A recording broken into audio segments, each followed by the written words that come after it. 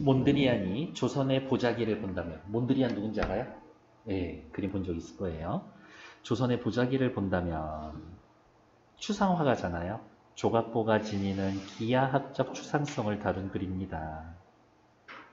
기하학적, 도형으로 이루어져 있는 추상성, 현실에 존재하지 않는 대상들인 거예요.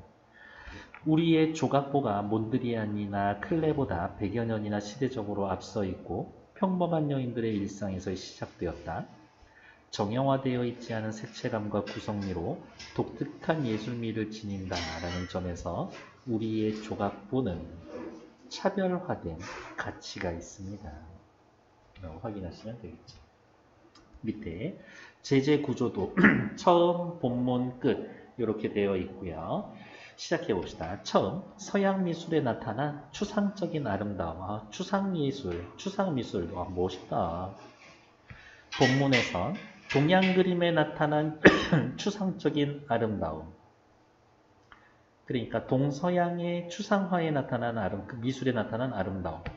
그런데 추상의 아름다움이 우리나라에서는 미술품에서 뿐만이 아니라 생활용품인 조각보에도 추상성이 담겨져 있다.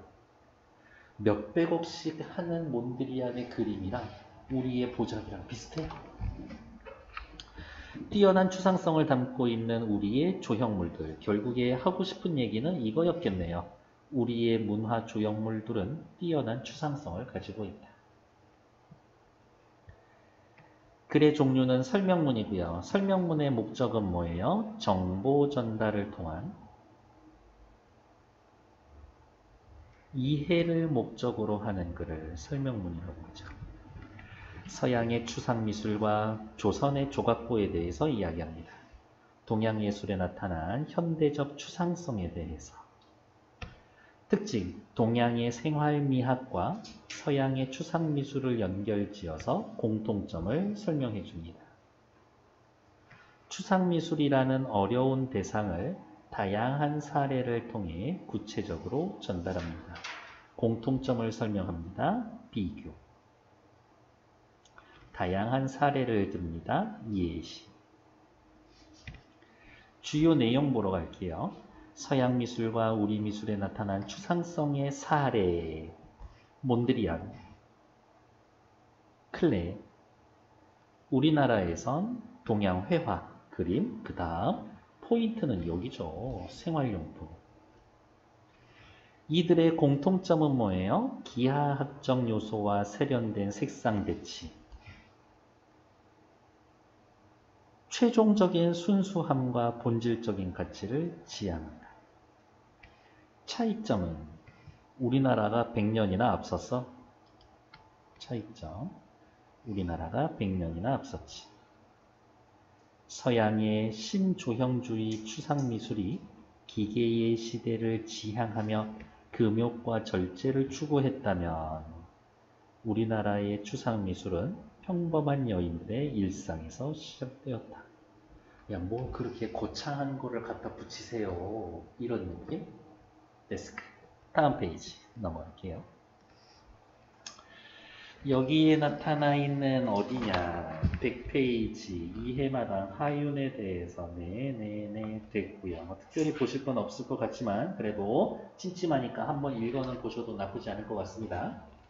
다음 페이지 넘어갈게요. 101쪽. 몬드리안이 조선의 보자기를 본다면 됐고 옆에 오른쪽에 있는 게 몬드리안의 빅토리아 부기우기라는 거예요. 그림을 보니까 좀 이해가 될 수가 있겠네. 독서를 할 때에는 보조자료 혹은 추가로 찾은 자료를 보면 이해하기가 쉽습니다. 뭐 이런 얘기를 하고 싶은 거예요. 몬드리안이 조선의 보자기를 본다면 처음 부분 서양 미술의 아름다움. 네덜란드 출신의 화가 몬드리안이 미국에서 죽기 직전에 그린 빅토리아 부기우기라는 작품이 있습니다. 구체적인 예시. 기하학적 추상미술의 대표 작가인 그의 그림에서 기하학적 추상미술의 대표 작가 누구? 몬드리안. 우리 눈에 보이는 것은 오로지 수직선과 수평선 그리고 원색의 적청황으로 이루어진 생면뿐이다. 그의 그림은 굉장히 기하학적이다. 몬드리안은 어떤 우주의 질서가 존재하는 절제되고 명료한 회화를 열망했고 그것을 기하학적 추상회화로 나타냈습니다. 색깔을 좀 눈에 띄게 할까? 우주의 질서가 존재하는 절제하고 명료된 회화를 열망했고 그 다음에 그것을 무엇으로? 기하학적 추상회화로 나타냈습니다. 추상회화를 통해 나타내고 싶었던 것 여기서부터 여기까지 찾으시면 되겠네요. 그의 그림에는 온통 직사각형뿐이다. 몬드리안에게 예술은 그의 인생을 넘어서 거의 종교에 가까운 것이었다. 그의 작품에는 모두 고결한 수직선, 순수한 수평선, 다양한 길이와 넓은 길이의 선들만 존재한다. 색을 섞는 건 죄악이다. 색을 섞는 것 X. 오직 순수하고 깨끗한 원색만 사용했다. 옆에 이제 색깔 보니까 그렇잖아요. 극도로 깨끗하고 엄정한 미술 세계를 창조하기 위해 욕망이 불러일으키는 고혹적인 미, 뭔가를 유혹하는 미를 제거했다. 고혹적인 미 X. 욕망을 불러일으킨다. 욕망 X. 그럼에도 불구하고 그의 그림들은 충분히 매력적이고 예술적인 힘이 있다. 그러나 이것이 함축하는 그 철학적 개념이 감상의 장애물이 될 수 있지만 추상이라는 걸 너무 어렵게 생각할 필요는 없습니다. 오히려 쉽고 단순하게 생각하면 그의 그림을 이해할 수 있어요. 본문은 동양 그림에 나타난 추상적 아름다움을 이야기할 거예요. 뭐라고 얘기했는데 앞에서는 서양의 그림에 나타난 추상적인 아름다움, 이제 동양의 그림에 나타난 추상적인 아름다움. 추상이라고 하면 얼굴부터 찌푸려질지 모르지만 우리나라 사람들은 오래전부터 추상의 이미지에 익숙해져 있다. 그래요? 그 이미지를 일상생활에서 볼 수가 있어. 추상의 이미지 밑줄, 우리나라에선 그것을 일상생활에서 볼 수 있었지. 우리의 수준 높은 미적 안목을 제대로 알지 못했을 뿐이다. 서양인들이 20세기 초에나 발견한 추상의 세계는 이미 그보다 몇백 년 전부터 우리의 생활 속에 깊이 뿌리 내려왔고 우리는 그 점을 인식하지 못했었다. 앞에 부분에서 이야기했던 서양의 추상화와 우리나라의 추상의 개념에 대한 뭐예요? 차이점. 우리가 느끼지 못할 만큼 너무 편안해 있다라는 증거다. 편안한 이유는 뭐예요? 일상생활에서 볼 수 있기 때문에. 그러니 추상에 너무 당황하지 말자. 우리는 너무나 완벽한 추상적 미감을 가지고 있으니까. 옆에 거 볼게요. 우리 생활 속에 추상의 세계가 있다고? 그럴 리가. 소리내서 읽으니까 집중력이 떨어져. 이제부터 묵독해야 되겠어. 묵독 뭐예요? 소리내지 않고 눈으로만 읽는 거죠. 소리내어 읽는 것보다 눈으로 읽는 게 내용 이해에 도움이 된다고 생각한다. 밑줄. 읽기 목적과 상황에 따라 읽기 방법을 점검하고 조정한다. 읽기 목적과 상황에 따라서 읽기 방법을 점검하고 조정한다. 밑에 나와 있는 문제 1번. 하윤이가 자신의 읽기를 점검한 조정 내용으로 적절하지 않은 것은 1번. 배경 지식을 활용했어요. 옆에 오른쪽 그림에 그 부기우기 그림 봤으니까. 주변 환경을 고려하여 훑어 읽기로 조정했다? 아니요. 훑어 읽기로 조정한 게 아니라 소리내지 않고 읽는 묵독으로 바꿨지. 답은 2번. 읽기 목적에 맞는 그림지 점검하면서, 그렇죠. 글을 읽을 땐 항상 목적에 맞는 그림지 확인해야 되겠지. 어려운 내용의 자료는 찾아서 이해하려고 했고요. 내용에 집중하기 위해서 읽기 방법을 바꿨습니다. 나쁘지 않네요. 옆에 2번. 하윤이가 글의 내용을 이해한 것으로 알맞은 것, 맞는 것 찾기 1번. 추상미술에서는 직선과 원색으로만 표현을 한다. 추상미술에서 직선과 원색만 사용합니까? 어머, 여기에 나타나 있는 이 부분 있죠. 몬드리안의 그림이 수직선, 수평선, 원색만 되어 있다라고 이야기를 했지. 추상화 전체가 이렇게 되어 있어요? 라고는 얘기하지 않았었네. 그러니까 1번 틀린 얘기. 그러면 어떻게 고치면 된다? 추상미술을 지우고 몬드리안은 이렇게 바꾸면 되겠죠. 몬드리안은 순수하고 절제된 미술 세계를 창조하고자 했습니다. 정답. 몬드리안은 추상미술의 역사가 훨씬 앞선 우리 생활을 참고했다? 아니요. 우리의 추상미술이 훨씬 앞선 건 사실이지만 참고한 거는 아니지. 작품이 함축하는 추상적 개념을 알아야 미술을 감상할 수 있다? 꼭 개념을 알아야 하는 건 아니다. 너무 어렵게 생각하지 말아요. 몬드리안이 순수한 미술을 추구한 것처럼 추상은 쉽고 단순한 것이다. 쉽고 단순하지는 않지만 너무 어렵게 생각하지 말아요지. 그래서 답은 2번. 다음 페이지. 실제로 우리의 전통 그림은 추상적 개념의 그 뿌리를 담고 있습니다. 어머, 그럼 이렇게 체크할까요? 추상적 개념의 그 뿌리를 담고 있습니다. 우리의 전통 그림은 추상적 개념이 담겨져 있습니다. 서예의 경우 표의 문자인 한자는 사물을 약화, 간략하게 해서 그린 거야. 기호체계이기 때문에 그것은 사물의 근본 의미를 추출화해서 추상화한 개념인 겁니다. 아, 표의 문자인 한자도 추상화한 개념입니다. 그래서 서예를 예술의 한 장르로 포함할 수 있습니다. 동양미술에서의 가장 중심이 되는 문인화 역시 추상적 관념으로 그려집니다. 전문 화가가 아니라 글 공부하는 아저씨들이 그린 그림. 서양인들 눈에 보이는 현상의 묘사를 추구했다라고 하면 서양인, 현상의 묘사. 동양인들은 눈에 보이지 않는 깊은 내면의 세계, 기의 세계, 우주의 이치를 그리는 것에 관심을 두었습니다. 그러면 위에다가 이렇게 동양인과 서양인은 서로 달랐어요 라고 얘기해 놓고 되죠.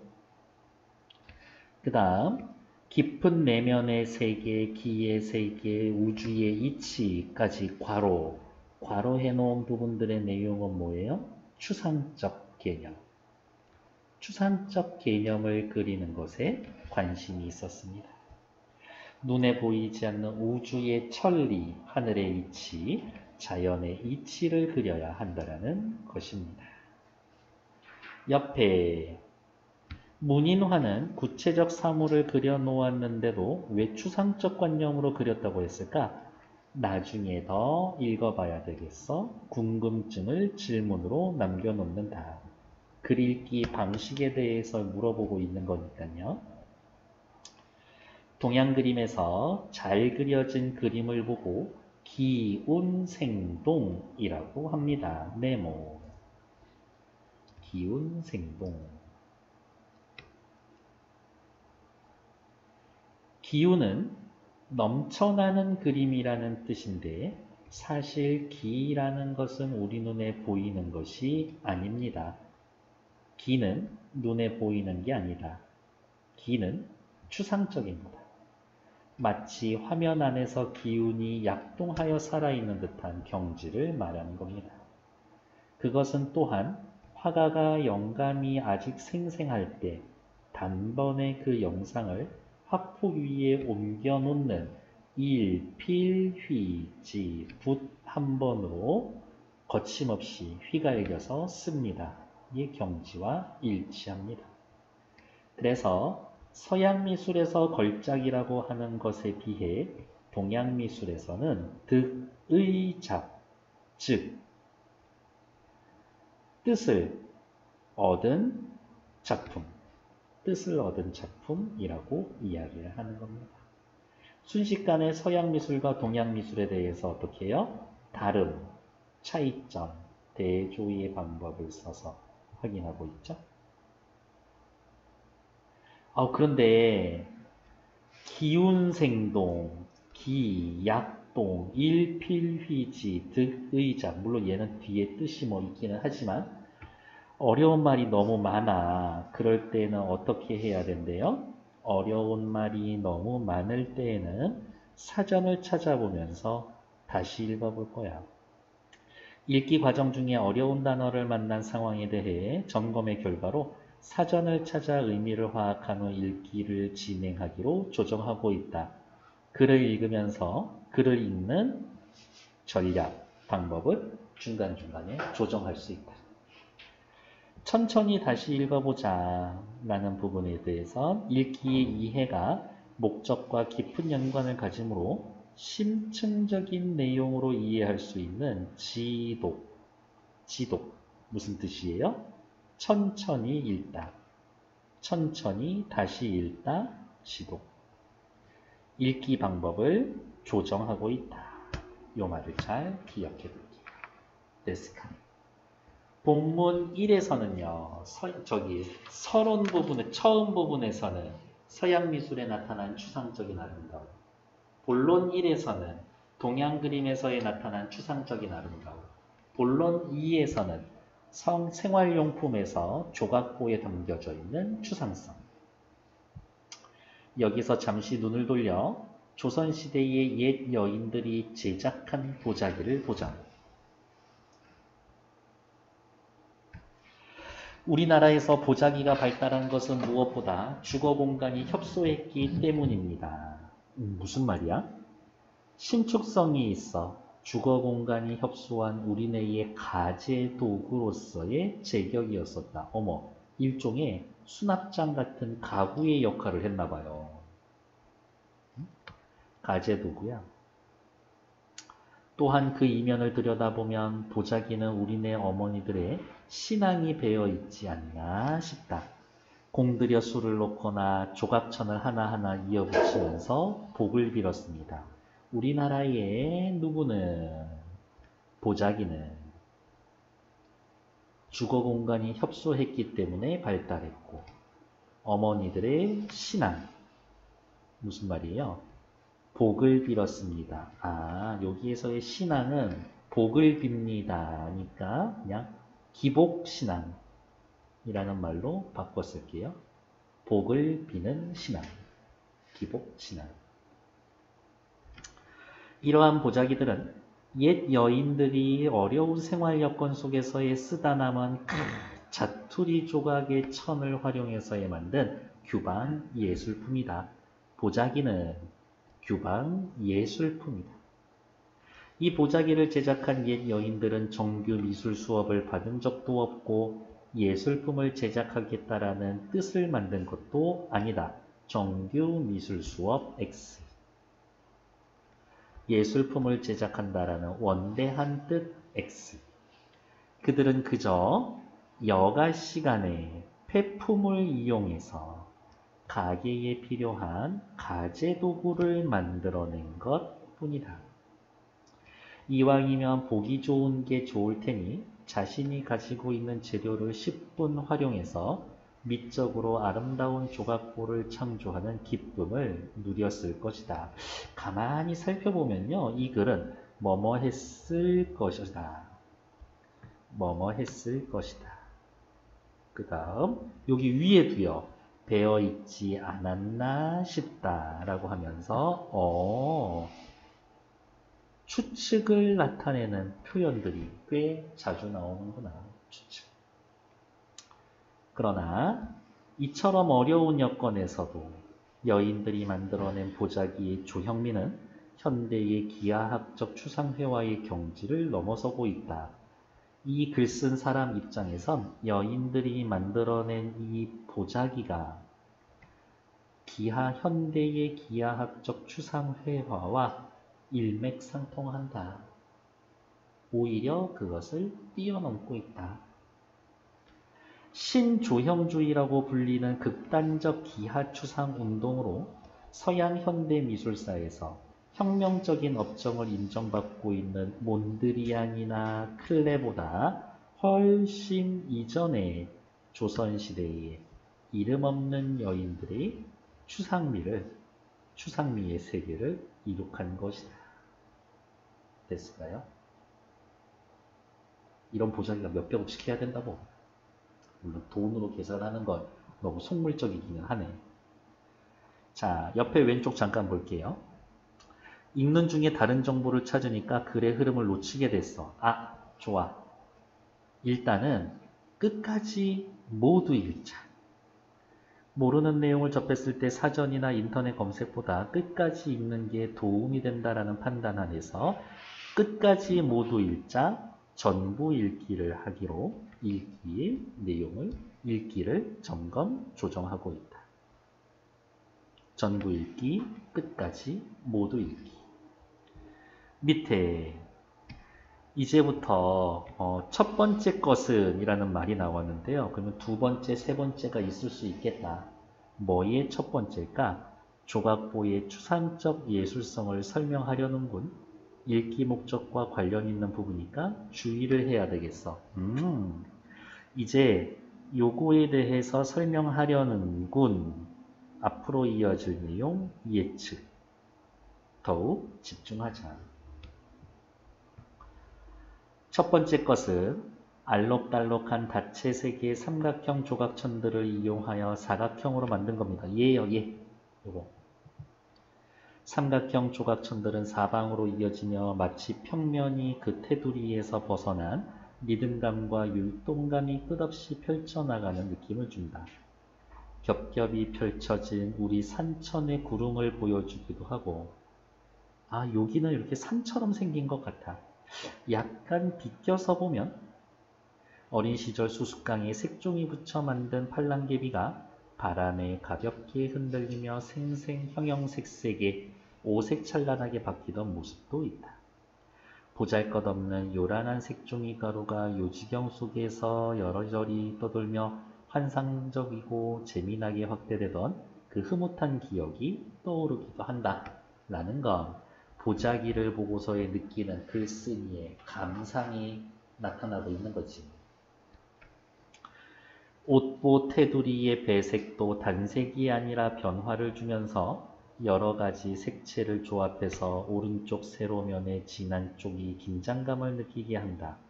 그렇지만 왼쪽 세로면과 오른쪽 가래면의 자홍색이 긴장감을 완화하여 전체적으로 정신없어 보일 수 있는 패턴이 안정되게 한다. 라면서 뭐 하고 있어요?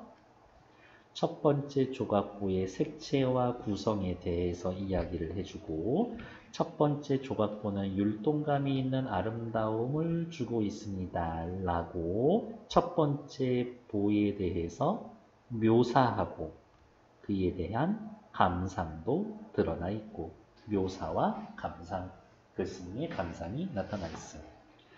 두 번째 것은 오히려 클레이의 시적이고 동화적인 작품을 연상시킨다. 밑에 볼까요? 클레, 미술작품. 이거, 클레. 보자기. 비슷한 느낌을 받습니다. 라고 글쓴이는 생각하는 거지. 작은 나라 스위스 출신의 작은 화가 파올 클레. 그는 작은 그림만 그렸던 화가이자 음악가였었다. 클레는 아이 같은 그림으로 우리를 소박하고 서정적인 신비의 나라로 인도했었다. 클레의 그림 특징이 뭐예요? 라고 물어보신다면 작은 그림만 그렸다. 소박하고 서정적인 느낌을 준다. 고대의 소리에는 각양각색의 정사각형들이 희미하게 음을 연주하는 것 같다. 그림을 보면서 음악을 떠올리고 있대요. 마치 고대의 파피루스 음악 같은 과거의 모든 음악이 속삭이며 메아리치는 것 같다. 전부 다 감상이에요? 뛰어난 채색과 마티스가 부러워할 만한 색감을 가진 엄청난 화가였었다. 이 색감이라는 게 또 나중에 사회생활하면서도 되게 중요하거든요. PPT 발표할 때 제 색깔은 너무 좋다 이런 느낌이 드는 그렇게 색을 배색하는 애들이 있어. 화면을 보면. 클레는 어린애처럼 지혜롭게 그리고 싶다라고 이야기를 했다. 클레이의 그림은 작은 것만 그리고 소박하고 서정적인 느낌을 주고 어린애처럼 지혜로운 느낌을 줍니다. 뭐 그래도 되겠지. 그의 그림에는 20세기 회화의 중요한 특징인 장점들이 집약되어 있습니다. 20세기 회화의 중요한 특징과 장점. 들뜨지 않은 쪽빛의 푸른 색조를 중심으로 큰 테두리 안에 구성된 흰색, 누런색, 홍색, 푸른색의 작은 면들이 하나도 같은 모양이 없으면서 전체적으로는 조화를 이루고 있다. 모시천을 염색하여 저절로 농담의 배어가 나오고 화면의 색감은 더욱 깊어 보입니다. 됐을까요? 마지막 것은 흰색, 보라색, 회색, 청색을 기조로 차분한 분위기를 주어주며 현대의 추상회화를 보는 것 같습니다. 마지막 세 번째 것은 그것 자체가 뭐라고? 현대의 추상회화를 보는 것 같아요.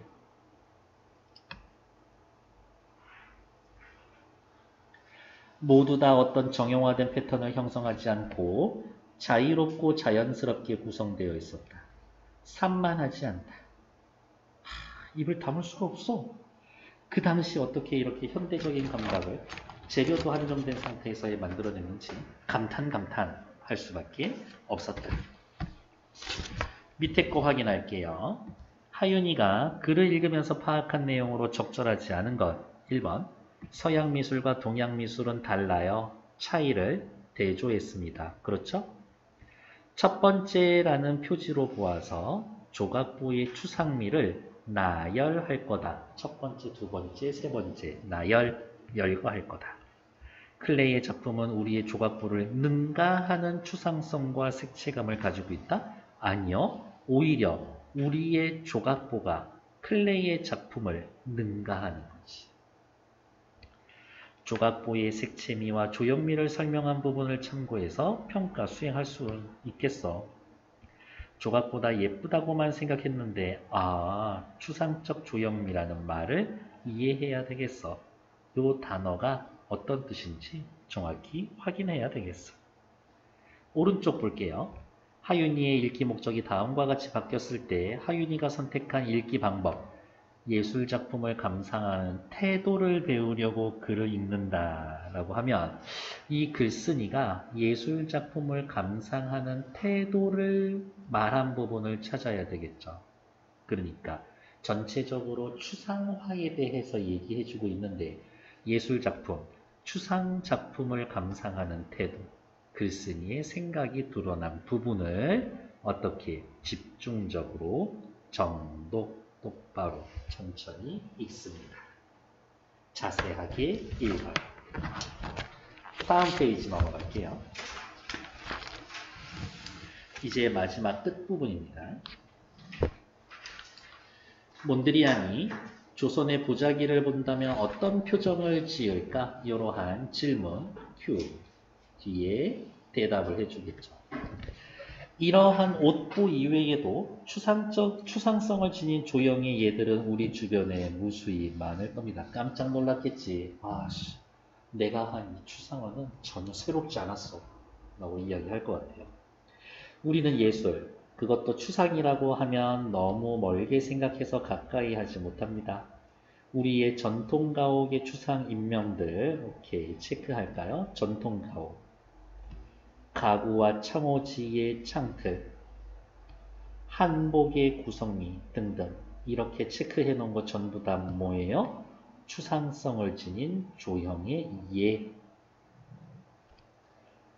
이렇듯 우리는 추상적 감각이 몸에 배어 있다. 다만 그것을 인식하지 못할 뿐이다. 더욱이 이러한 추상의 세계는 수학자까지 동원해가며 만들어냈었던 서양의 인위적인 것이 아니다. 서양식은 인위적이다. 하지만 우리는 그렇지 않죠.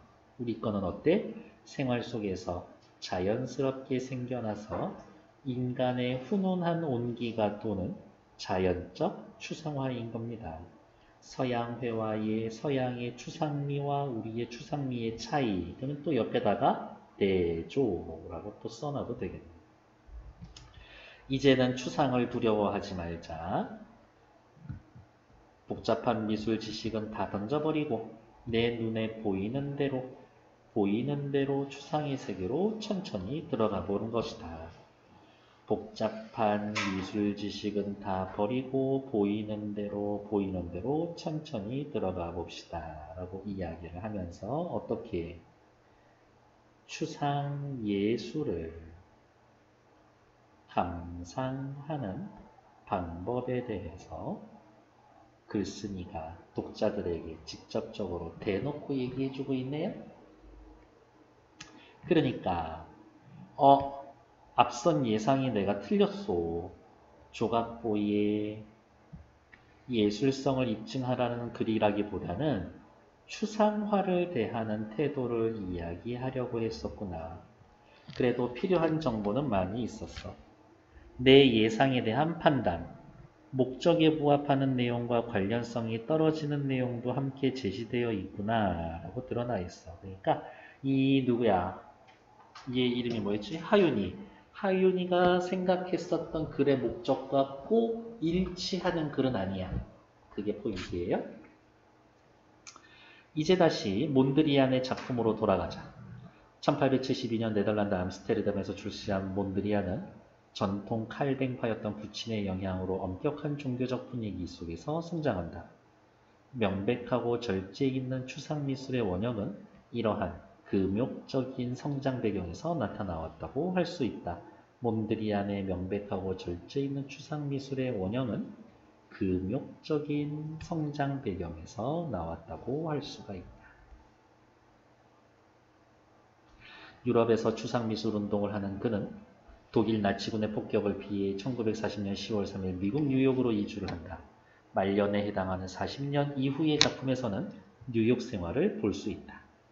독신주의자였던 몬드리안은 바흐에 심취했고 뉴욕에선 재즈를 즐겼지. 제목에서의 느껴지던 마지막 작품 빅토리아 부기우기는 연합군의 승리를 염원하는 마음을 담고 있습니다. 아쉽게 폐렴으로 승리 이전에 사망합니다. 그가 뉴욕에 살면서 그린 그림은 그 전에 엄격하고 절제된 추상미술에 비해서 그 전에는 엄격하고 절제됐었는데 뉴욕에 살면서 그린 작품들은 경쾌한 리듬감을 보여줍니다.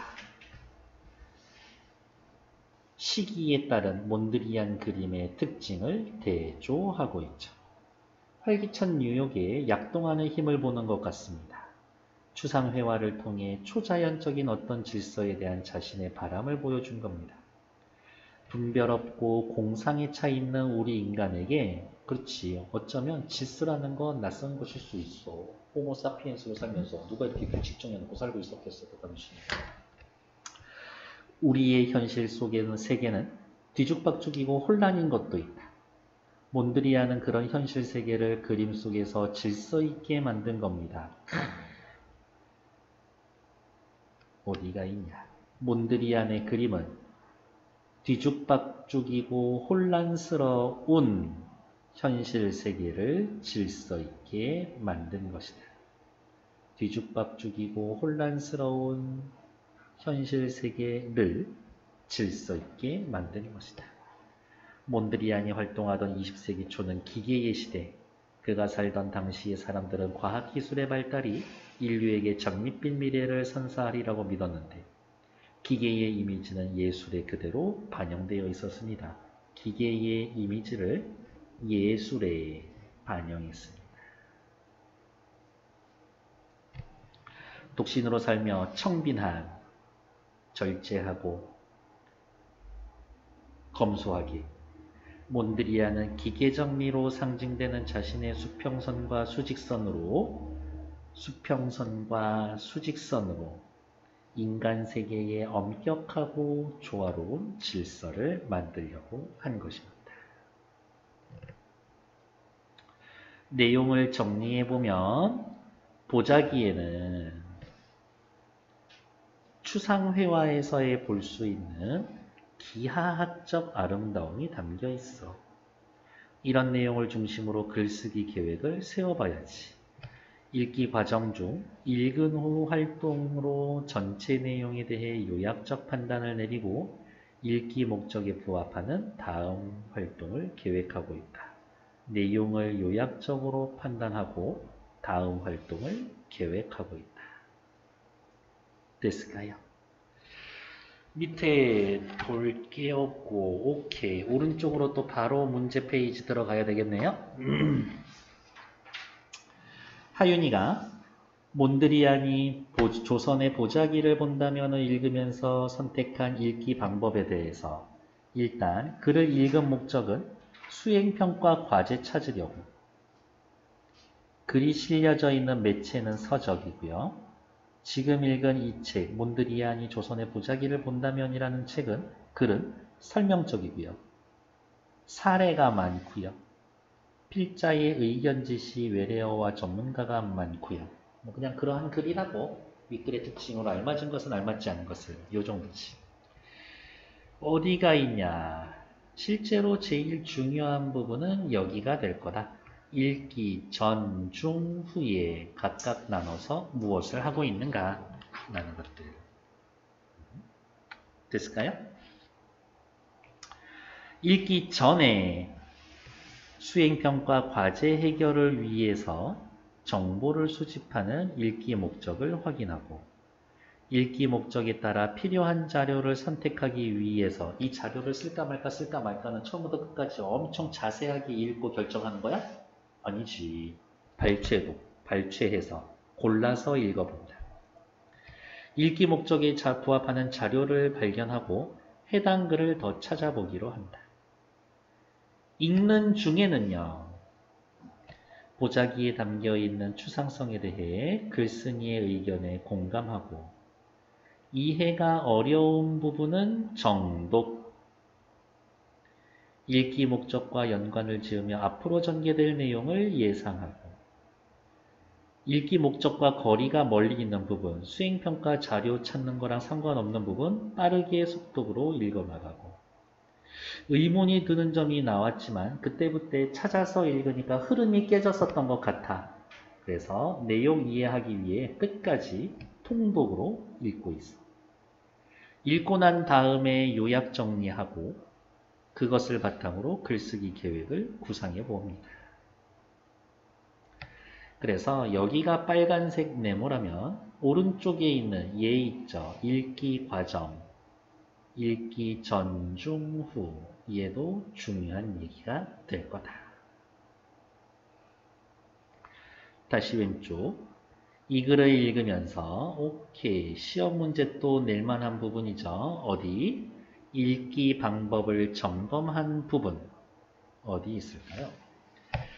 이 글이 보자기와 서양의 예술작품 비교라는 모둠이 정한 주제와 관련이 있다고 판단해서 관련이 깊고 중요한 부분에서는 집중하고